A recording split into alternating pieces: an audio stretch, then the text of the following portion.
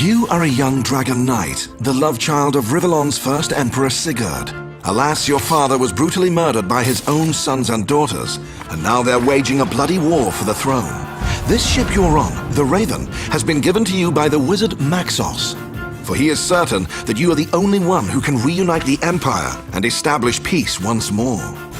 We are now on the bridge of the Raven, where you will plan your conquest. Before diving into that, though, there is much more to be done on board. So, let us proceed to the throne room, where the council gathers to address important political, economical, and sociological problems. You are an emperor after all, not a mere warlord out for gold and glory alone. I was dangling millions in front of you. Each decision you take influences your empire in a variety of ways, be they of a political, military, or other sort of nature. Speaking of the military, if there's something you don't want to neglect, it's the bids and requests of your generals. Their influence on the battlefield is not to be taken lightly. Have a sherry to calm those nerves. In the Queen's quarters, decorated according to her tastes, you can have a chat with your wife. What this chat will be about depends on which princess you choose to marry. As Queen of the Realm, she has to contend with all sorts of dilemmas, and it goes without saying that political sensitivities, too, tend to lurk around the corner. You only need to take a look at the Rivellon Times headlines to see how well your policies are being received. On to the engineering bay, where you research new units and upgrades. Equip your dreaded juggernauts with imp bunker busters, for instance, and lay waste to entire bases at once. Or perhaps you appreciate a bit more subtlety, in which you could opt for your Zeppelin's cloak ability, which will let your army slip behind enemy lines unseen. Don't forget about your dragon powers either. You may be a mighty creature from the start, but being able to cast destructive spells like Pillar of Flame, or turning the tide by charming key enemy units, is not to be spurned.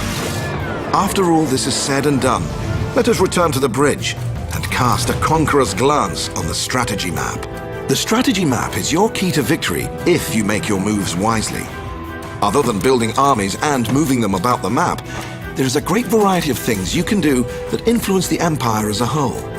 For instance, you can erect buildings that increase your gold and research abilities, or recruit mercenaries to even the odds. Several strategic tricks you can play come in the guise of cards. These allow you to do fun stuff, like sabotaging your enemy or giving yourself unfair advantages. Inevitably, combat will be in the offing, though you can choose to let your generals or the Imperial Army do the dirty work for you. Nothing beats spreading your wings yourself and leading your troops into battle. On the battlefield, it is imperative to build resource citadels to secure a steady influx of fresh recruits, which you'll need to create an army. Units are produced in structures like battle forges and aero factories. All that's left now is to obliterate the enemy, unleash the destructive prowess of the Devastator, direct your bomber balloons towards the advancing foes, watch on as your ironclads torpedo enemy ships and pluck airborne adversaries from the sky. Or watch on no longer and take to the skies yourself. Heal injured troops, engage enemies on the ground and in the air. Show them you are the dragon and finish them off with a well-placed Eye of the Patriarch. Glorious. If you want to go for a quick fix, you can play skirmish battles against AI players, try out new strategies, or see if you can beat the insane mode. There's even a custom campaign mode which features a fully randomized storyline. Once you are familiar with the game rules, why not try your hand at LAN or online multiplayer battles? You can of course play skirmish matches, but the multiplayer takes on a whole other dimension when you play a campaign with or against others. You can even change the game rules to your liking. When you've got the hang of it, try playing on our ranked servers, and your battles will count towards your score on the global leaderboards.